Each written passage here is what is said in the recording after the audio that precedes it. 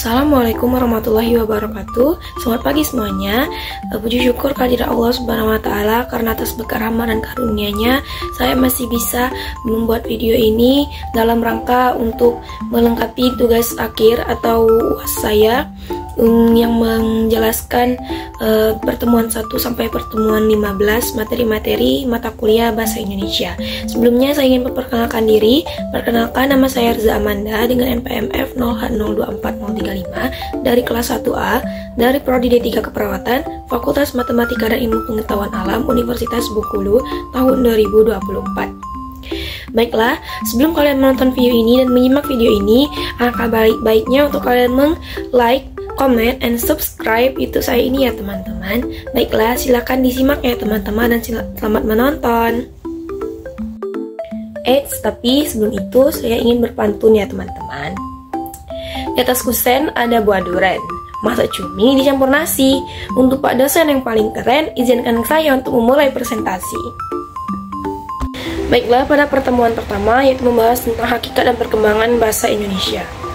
Bahasa Indonesia adalah bahasa resmi nasional yang digunakan dari seluruh wilayah negara kesatuan Republik Indonesia berdasarkan dengan Undang-Undang Republik Indonesia Nomor 24 Tahun 2009 pada pasal 1 ayat 2. Bahasa Indonesia juga merupakan salah satu dari banyak varietas bahasa Melayu. Bahasa Indonesia ini diresmikan sebagai bahasa nasional setelah proklamasi kemerdekaan, yaitu pada tanggal 18 Agustus 1945. Bahasa Indonesia berfungsi sebagai bahasa komunikasi kedua atau lingua franca atau bahasa pergaulan bagi sebagian besar warga Indonesia, karena sebagian besar warga Indonesia menggunakan salah satu dari 748 bahasa daerah yang ada di Indonesia. Kedudukan dan fungsi bahasa Indonesia. Kedudukan bangsa Indonesia terdapat 4, yaitu 1. Sebagai lambang kebangsaan. Yang kedua itu sebagai lambang identitas nasional. Yang ketiga yaitu sebagai alat penghubung antar warga, antar daerah, dan antar budaya. Serta yang keempat yaitu alat pengembangan kebudayaan, ilmu pengetahuan, dan teknologi.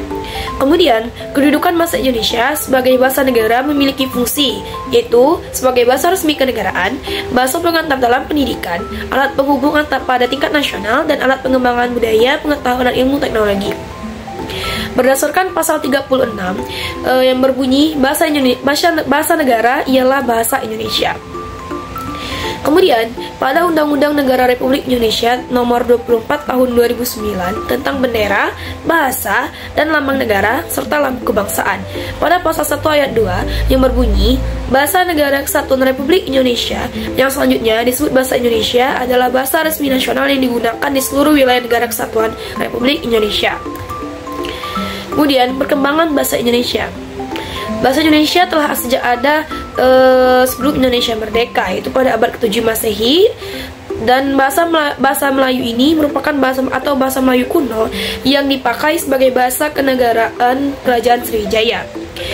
Buktinya ada prasasti di Kedukan Bukit yang berangka pada tahun 683 Masehi.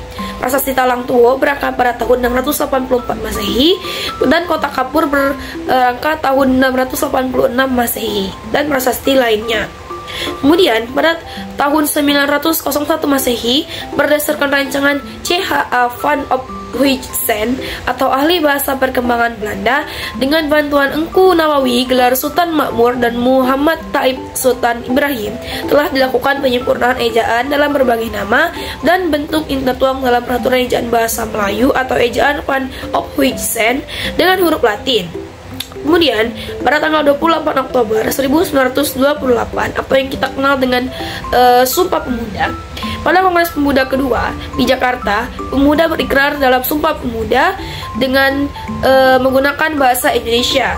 Kemudian, pada tahun 1938, Kongres Bahasa Indonesia yang pertama di Solo disarankan agar ejaan bahasa Indonesia lebih banyak diinternasionalkan.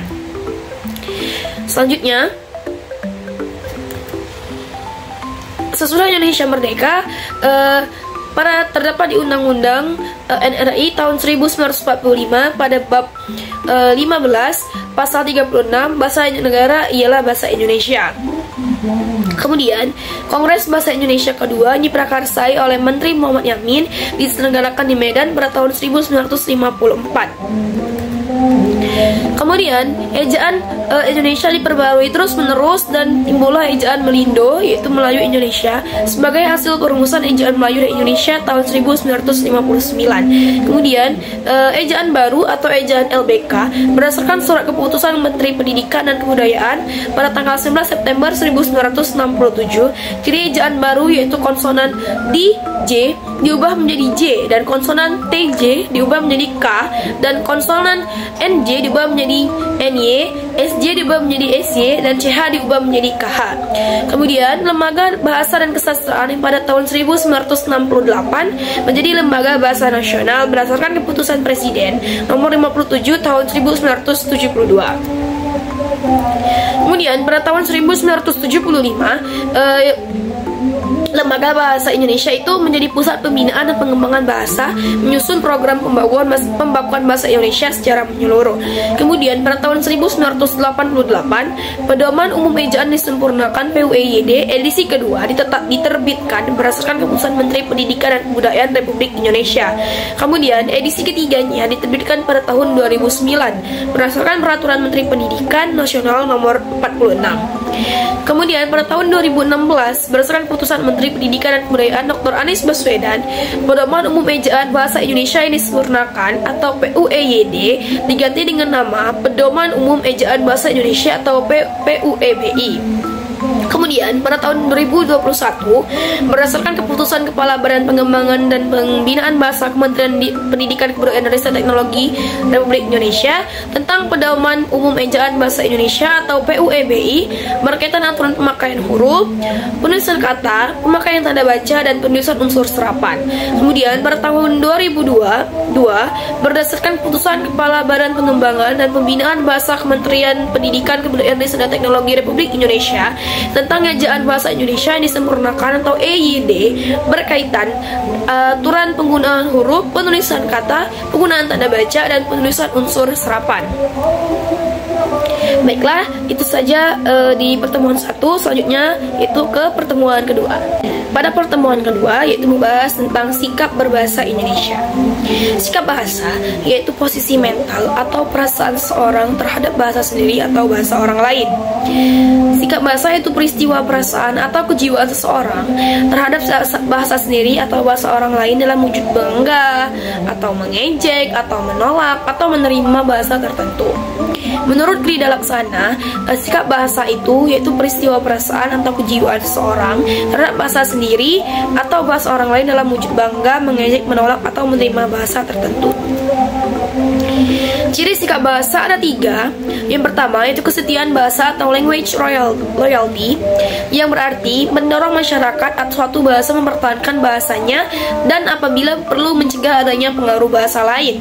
Kemudian yang kedua yaitu kebanggaan bahasa atau language pride, yang mendorong orang mengembangkan bahasanya dan menggunakannya sebagai lambang identitas dan kesatuan masyarakat.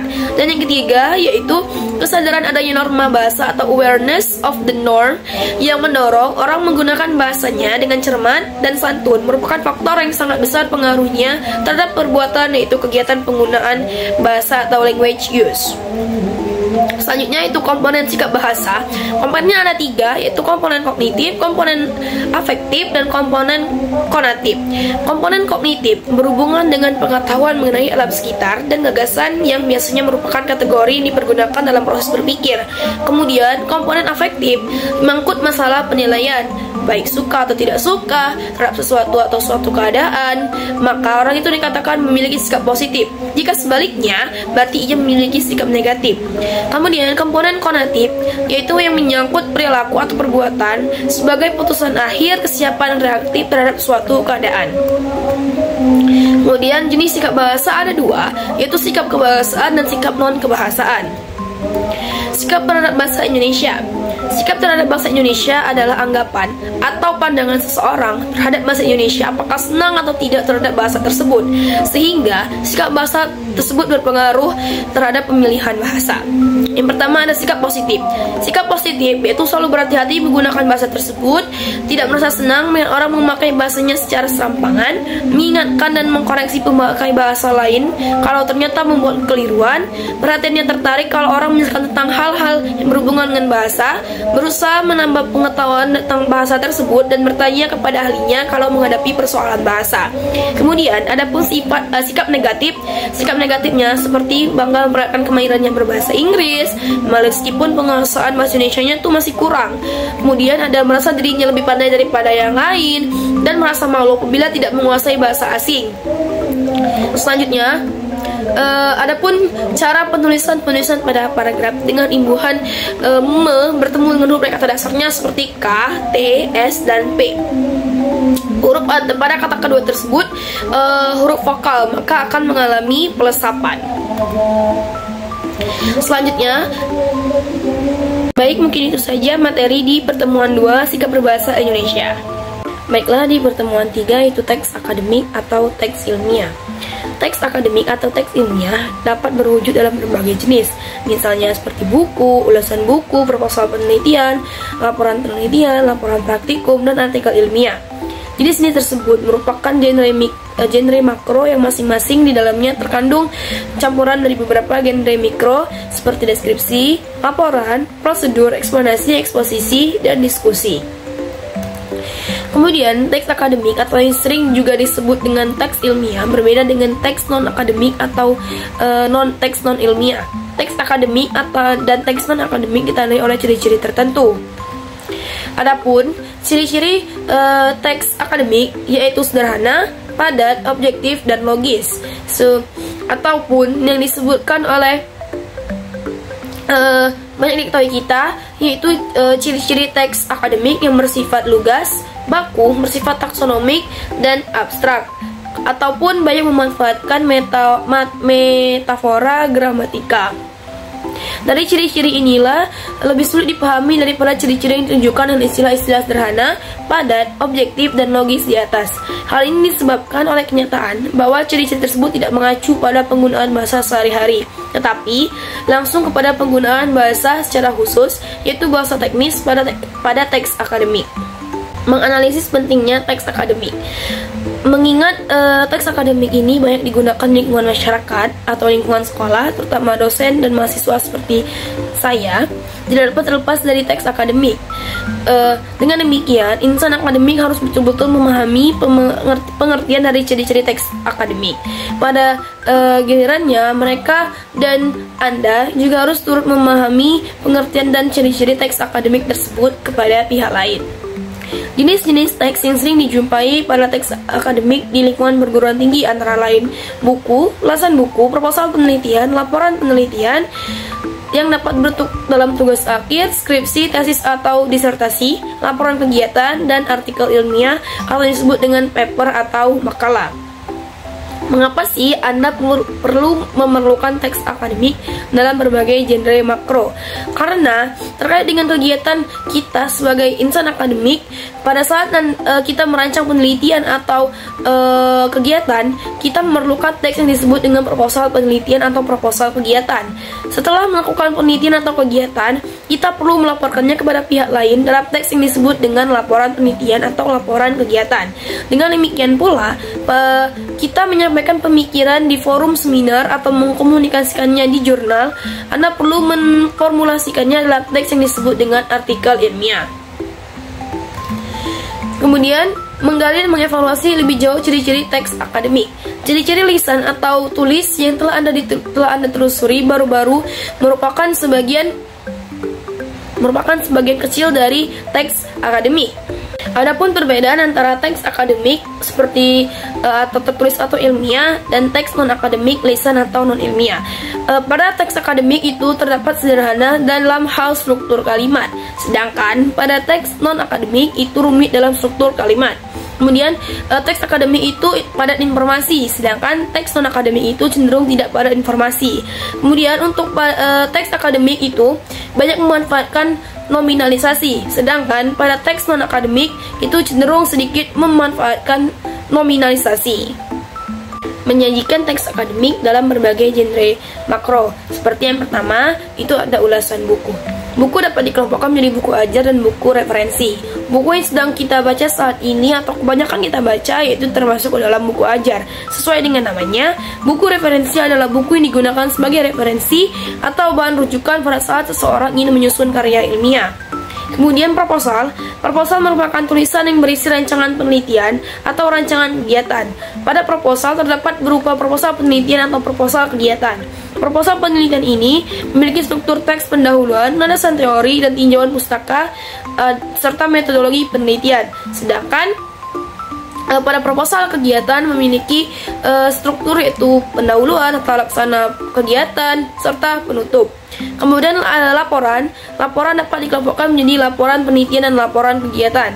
Laporan penelitian memiliki struktur teks seperti pendahuluan, landasan teoritis, dan tinjauan pustaka serta metodologi penelitian dan hasil pembahasan lalu penutup. Sedangkan laporan kegiatan mempunyai ciri-ciri mempunyai struktur yang lebih fleksibel sesuai dengan cakupan kegiatan yang dilaporkan itu, seperti pendahuluan, deskripsi kegiatan, pelaksanaan kegiatan, serta penutup.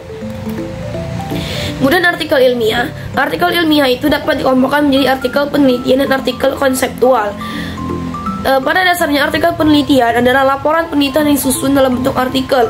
Oleh sebab itu, tidak mengherankan apabila struktur teks artikel penelitian sama dengan struktur teks laporan penelitian. Adapun struktur teks artikel ilmiah yang terdiri dari abstrak, pendahuluan, tinjauan pustaka, metodologi penelitian, hasil, pembahasan, dan simpulan. Adapun kita dapat membangun teks akademik kita secara mandiri dengan cara pertama yaitu membuat rangkuman dan membuat tugas atau proyek tentang teks akademik. Mungkin itu saja yang dapat saya jelaskan di pertemuan 3 ini. Baiklah, untuk pertemuan 4 yaitu menjelajahi dunia pustaka dari berbagai sumber referensi digital. Baiklah, untuk pertemuan 4 yaitu membahas tentang menjelajahi dunia pustaka dari berbagai sumber referensi digital. Sebagai insan akademik, kita harus tahu membaca karya-karya ilmiah, yaitu antara lain buku, Anda harus menerima dengan seksama agar dapat memahami isinya. Teks ulasan disebut juga dengan teks review. Pada umumnya, ulasan ditulis dalam bentuk artikel, sehingga teks ulasan disebut juga dengan artikel ulasan. Di lingkungan kita, karena ulasan bisa dibuat terhadap buku, teks ulasan disebut juga dengan ulasan buku, resensi buku, atau timbangan buku. Teks ulasan berisi deskripsi, evaluasi, dan memaparkan tujuan buku ditulis, menguraikan strukturnya, menjelaskan gaya penulisannya, dan meletakkan isinya ke dalam konteks yang lebih luas dengan cara membandingkan dengan buku-buku lain yang sejenis. Adapun struktur dan hubungan genre pada teks ulasan buku. Genre adalah jenis teks. Menurut Martin, adalah proses sosial yang berorientasi kepada tujuan yang dicapai secara bertahap. Ulasan buku sebagai salah satu teks akademik merupakan dari perwujudan proses sosial yang terjadi di lingkungan budaya akademis. Struktur teks ulasan terdiri dari 5 bagian. Yang pertama itu ada identitas atau opsional, yang kedua itu ada orientasi, yang ketiga ada tafsiran isi, keempat ada evaluasi, dan yang kelima itu ada rangkuman evaluasi. Kemudian, simpulan tentang struktur teks dan hubungan genre pada teks ulasan buku. Fungsi yang pertama ini berkaitan dengan fungsi genre mikro yang ada pada setiap tahapan, dan yang kedua berkaitan dengan fungsi genre makro yang mewadahi tujuan teks. Menganalisis aspek penilaian, formulasi bahasa, dan manfaat teks bahasa. Menganalisis aspek penelitian, terbukti bahwa memahami ulasan buku merupakan keharusan bagi mahasiswa. Dari tugas tersebut, Anda dapat mengajukan pertanyaan yang lain sebanyak-banyaknya.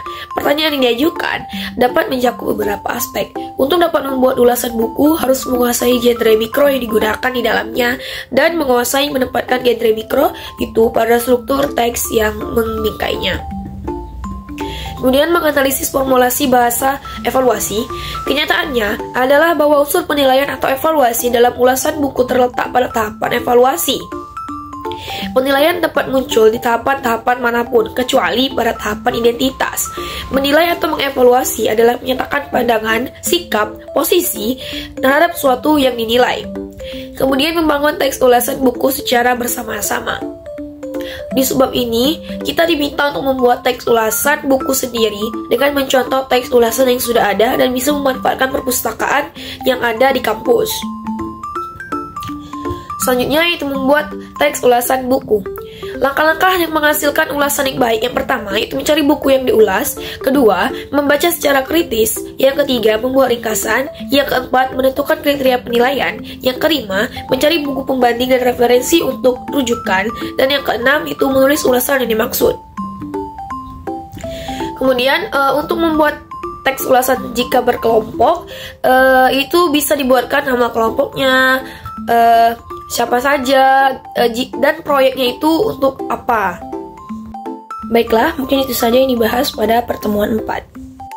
Selanjutnya pada pertemuan 5 yaitu membahas tentang presentasi ilmiah. Sebenarnya pada pertemuan kelima ini kemarin kami melakukan presentasi secara berkelompok, dan saya akan menjelaskan presentasi ilmiah menurut makalah atau PPT kelompok saya. Presentasi ilmiah adalah kegiatan yang lazim dilakukan di dalam dunia ilmiah. Kegiatan ini berfungsi untuk menyebarkan informasi ilmiah, karena mahasiswa merupakan intelektual yang berkewajiban menyebarkan ilmu yang dimilikinya, dan kemahiran untuk melakukan presentasi ilmiah merupakan suatu kebutuhan.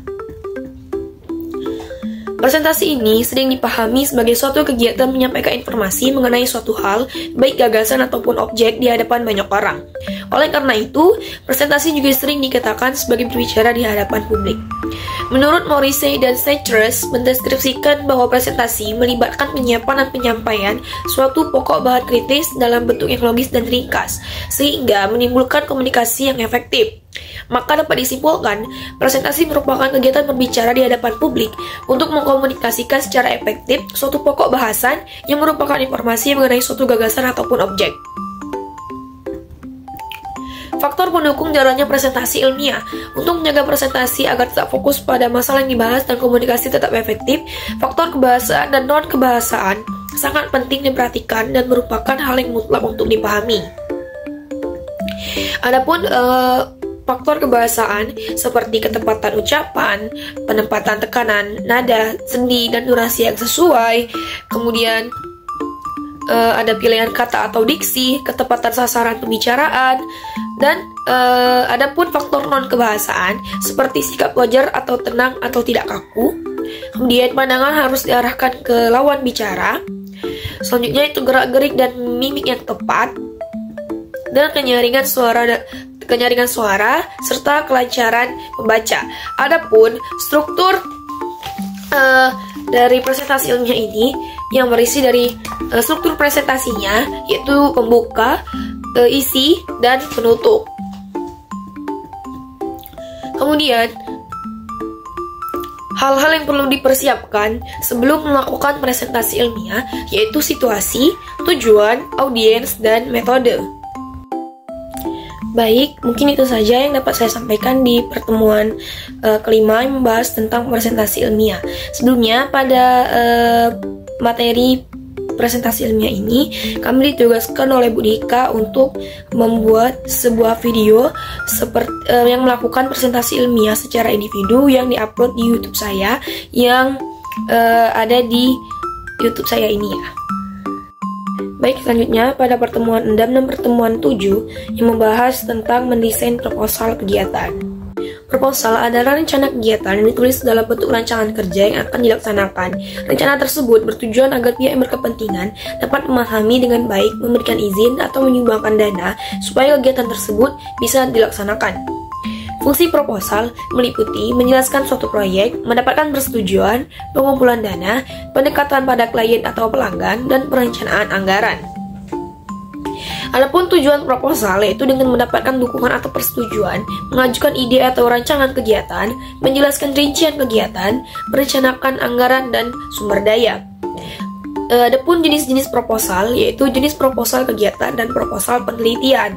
Proposal kegiatan disusun agar pihak-pihak yang berkepentingan bisa mendukung acara yang diselenggarakan, terutama dalam hal pendanaan. Biasanya, panitia menggunakan proposal kegiatan ini untuk mengajukan izin serta meminta bantuan dari pihak yang disebut dengan sponsor.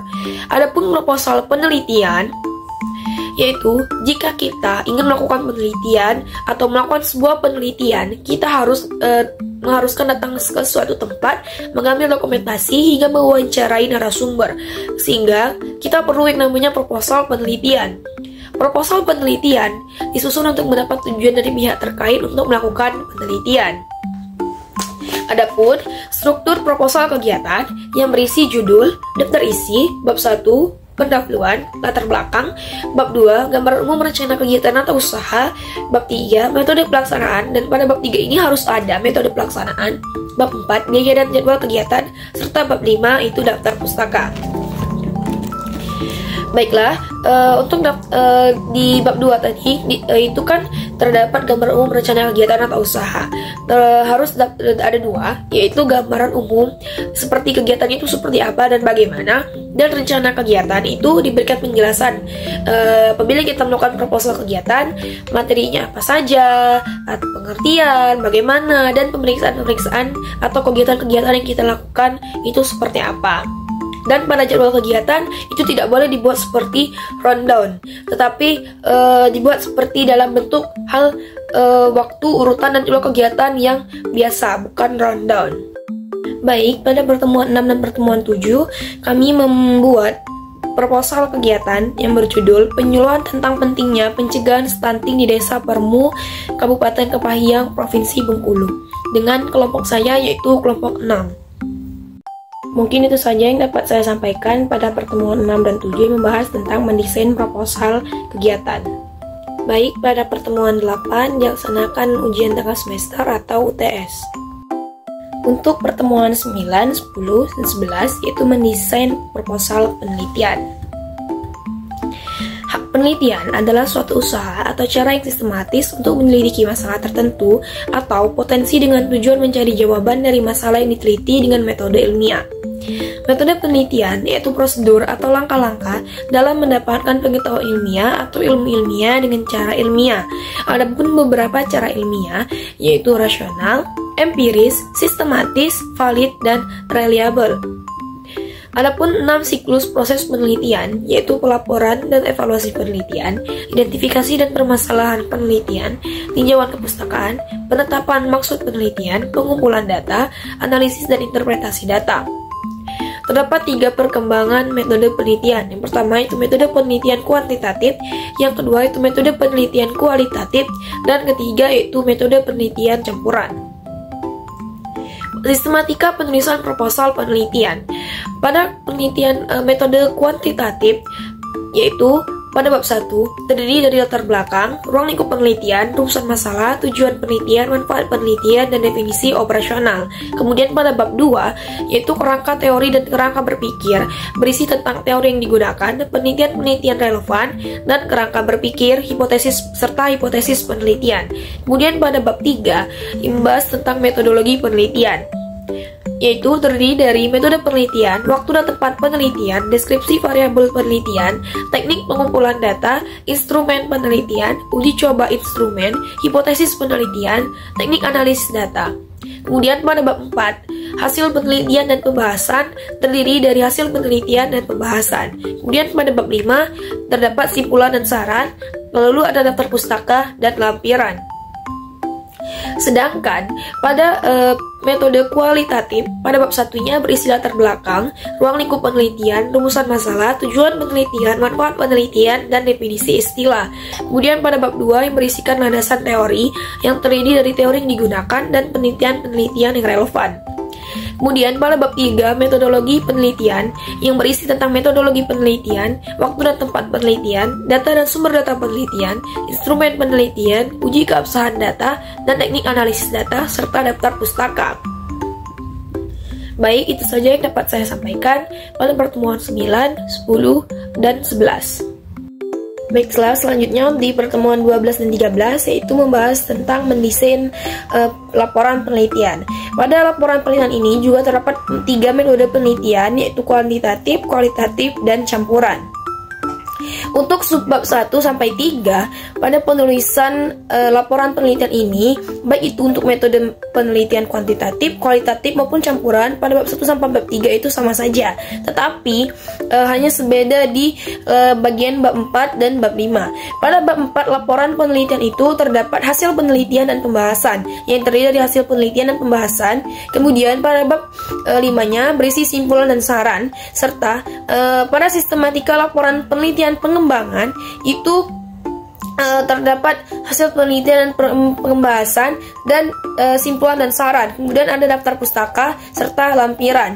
Mungkin itu saja perbedaannya terdapat di bab 4 dan bab 5 pada laporan penelitian. Mungkin itu saja yang dapat saya jelaskan pada pertemuan 12 dan 13, yaitu laporan penelitian.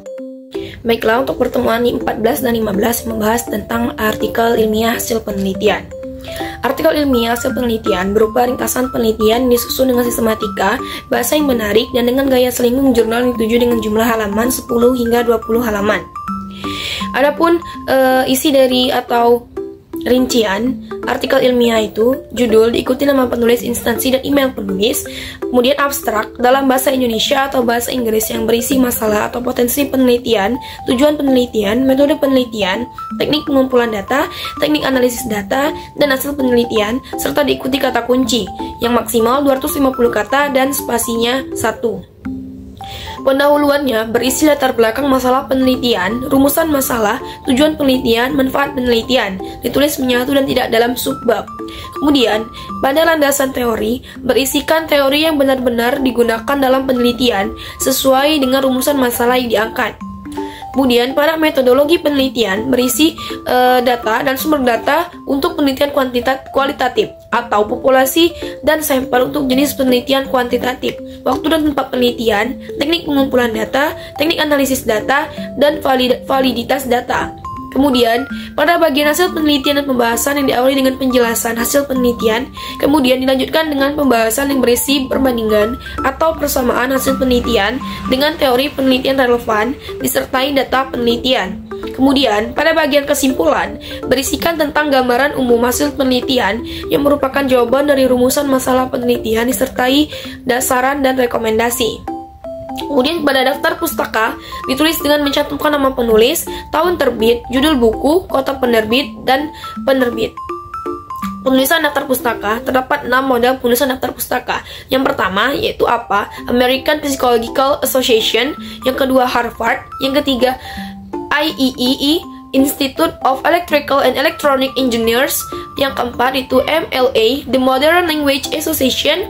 Yang kelima itu Vancouver. Dan yang keenam itu ada Chicago. Dan yang paling sering dipakai itu adalah Chicago. Teknik penulisan ilmiah. Teknik menulis karya ilmiah dengan mengikuti kaidah ilmiah dan menggunakan bahasa tulis yang benar dan baku.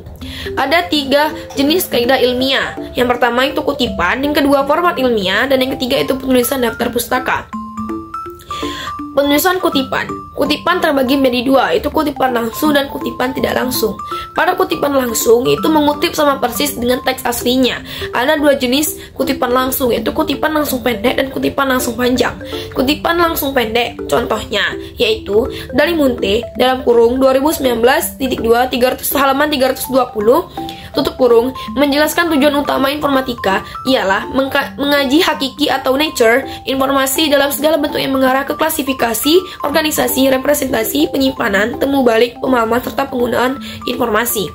Kemudian, kutipan langsung panjang, ciri-cirinya yaitu lebih dari 4 baris atau 40 kata, dan kutipan dipisah dengan jarak 2 spasi, jaraknya kutipan 1 spasi dan tidak menggunakan tanda petik. Contohnya, yaitu perkembangan informatika Indonesia di era 5.0 begitu cepatnya, terutama dalam pengembangan digitalisasi peranannya dalam pengembangan ekonomi. Menurut dari Munte pada tahun 2019 halaman 35 menjelaskan tentang peluang ekonomi digital Indonesia sebagai berikut. Sedangkan kutipan tidak langsung yaitu mengutip dengan cara mengambil intisarinya dengan bahasa kita sendiri. Adapun aturan kutipan tidak langsung yaitu kutipan diintegrasikan dengan teks, jarak 2 spasi, tidak menggunakan kata kutip, dan setelah sesudah kutipan selesai diberi nomor urut jika menggunakan footnote atau catatan kaki. Contoh, yaitu tujuan utama informatika menurut Dali Munte tahun 2019 halaman 32 ialah melakukan kajian tentang informasi dalam segala bentuknya yang mengarah pada klasifikasi, organisasi, representasi, penyimpanan, temu balik, pemahaman, dan penggunaan informasi. Kemudian penulisan daftar pustaka atau body note. Cara penulisan daftar pustaka yaitu, jika nama pengarang dituliskan sebelum bunyi kutipan, buatlah kalimat sesuai dengan keperluan. Kemudian tulis nama akhir pengarang, tahun terbit, titik 2, dan nomor halaman di dalam tanda kurung. Kedua, jika nama pengarang dicantumkan setelah bunyi kutipan, buatlah terlebih dahulu pengantar kalimat yang sesuai dengan keperluan. Tampilkan kutipan, kemudian sebutkan nama akhir pengarang, tanda koma, tahun terbit, titik 2, dan nomor halaman di dalam kurung, dan akhirnya diberi tanda titik. Kemudian yang ketiga, yaitu ketentuan 1 dan 2 juga berlaku bagi kutipan yang berasal dari satu sumber dan pengarangnya 2 orang. Jika diperlukan lebih dari satu buku rujukan untuk kepentingan pendapat tersebut, dan buku-buku tersebut membicarakan hal yang sama, penampilannya yaitu dengan nama akhir, koma, tahun terbit, titik 2, halaman, titik koma, penulis kedua, dan seterusnya. Dan yang kelima, jika nama pengarang lebih dari 2 orang, yang disebutkan hanya pengarang pertama dan lain-lain, berarti DKK atau dan kawan-kawan di belakang nama tersebut. Kemudian yang terakhir itu catatan kaki atau footnote. Catatan kaki digunakan untuk menunjukkan sumber sebuah kutipan dan dapat juga memuat keterangan-keterangan lain terhadap teks. Kemudian, format penulisan ilmiah. Format penulisan ilmiah sebaiknya ditulis diketik atau ditulis di kertas HVS berukuran A4. Kemudian kulit sampul digunakan kertas yang agak tebal. Untuk ukuran tajuk 14 dan ukuran huruf untuk huruf anak bab dan penulisan lain gunakan ukuran. Ukuran kertas dengan pola ukuran margin atas 4 cm, margin bawah 3 cm, margin kiri 4 cm, dan margin kanan 3 cm. Kemudian, jenis tulisan secara umum menggunakan Times New Roman dan spasi 2 untuk skripsi, tesis, dan disertasi. Dan untuk artikel ilmiah jurnal dengan spasi 1,5 atau 1. Penomoran bisa menggunakan penomoran angka Arab atau gabungan angka dan huruf. Mungkin itu saja yang dapat saya sampaikan di pertemuan 14 dan 15, yaitu mendesain artikel ilmiah, penelitian. Baik, mungkin itu saja yang dapat saya jelaskan atau saya sampaikan menurut pemahaman saya dan apa yang telah saya pelajari di semester ini. Saya pamit undur diri dan saya mohon maaf apabila terdapat kesalahan atau kekeliruan dari saya yang tidak saya sengaja maupun yang saya sengaja. Tapi sebelum itu, saya ingin menutup pertemuan ini atau video ini dengan sebuah pantun. Di negeri Aceh, pesantren disebut daya. Santri-santrinya taat dan patuh. Billahi taufik wal hidayah. Wassalamualaikum warahmatullahi wabarakatuh. Sekian, terima kasih. Bye-bye.